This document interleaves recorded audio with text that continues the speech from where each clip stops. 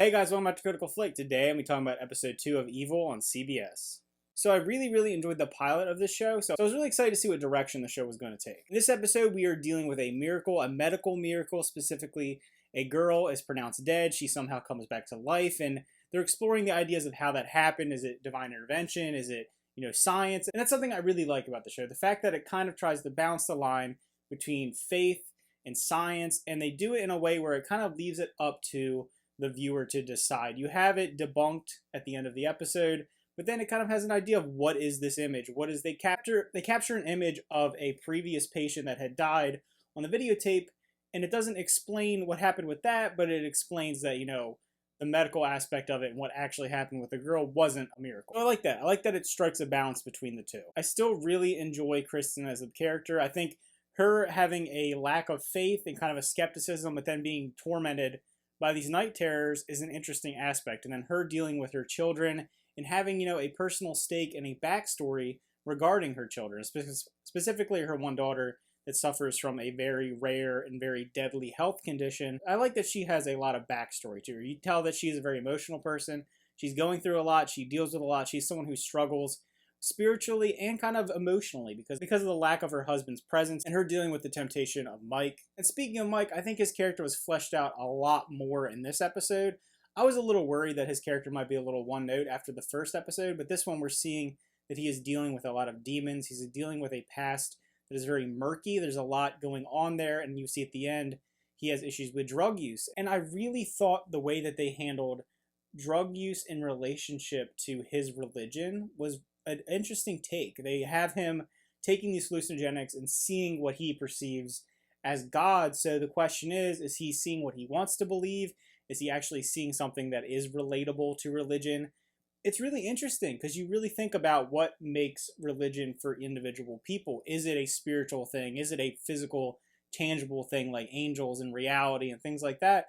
And I like the fact that they explore all the different avenues. That could be a little bit overbearing at times. There's a lot of little offshooting ideas going on in the show, but the fact that they kind of are exploring the skepticism with certain characters and then the blind faith with some characters and kind of the fabricated belief with some of the characters. There's also a part of this show, in this episode in particular, that they explore a little bit of the politics of the church. You have a priest who people don't really want to be the face of this miracle. He's a priest that's an alcoholic. He's not the best priest in the world.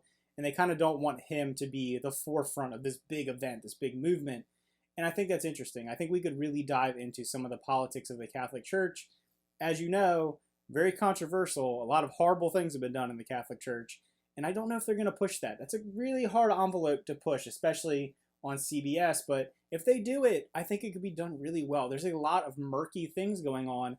And maybe we're going to deal with hypocrisy in church. Maybe we're going to deal with religion and when it comes to the acts of right and wrong and maybe, just things like that. Blasphemy. I think there's a lot that can be done with the show when it deals with religion. So at first, I'm not going to lie, I was not that invested in the fact that it was a miracle. I just don't find that nearly as compelling as something like demonic possession. In the first episode, it's so visceral, so intense, the idea of a demon taking over someone. There's a lot going on with mental illness there and things like that.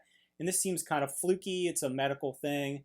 But I do like the fact that we are seeing both sides of the coin. This is at its core about religion and science.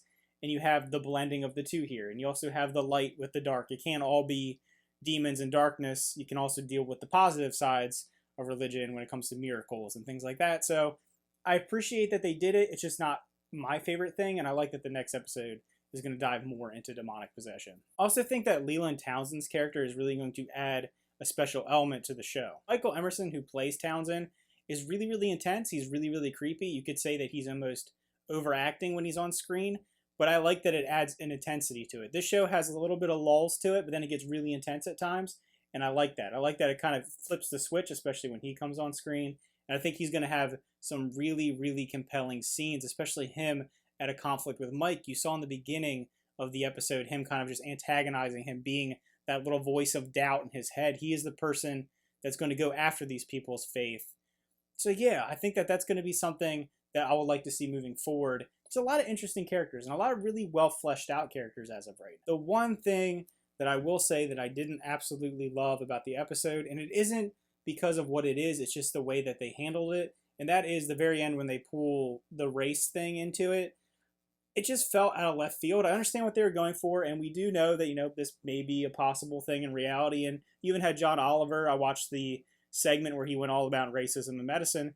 So I like that it's being a little topical. They also mentioned deepfakes. They try to be a little topical on the show, kind of like a Law and Order thing where they bring whatever the big thing is into the episode.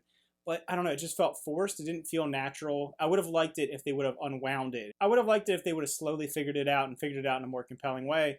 But it was kind of like, aha, you're a racist. And I don't know. That kind of bothered me. I think they could have handled that better because it is a really strong and powerful topic that I have no problem with them exploring it. And I think it is something that could have been done really well. Just the way they handled it in this episode felt kind of like, hey, out of left field.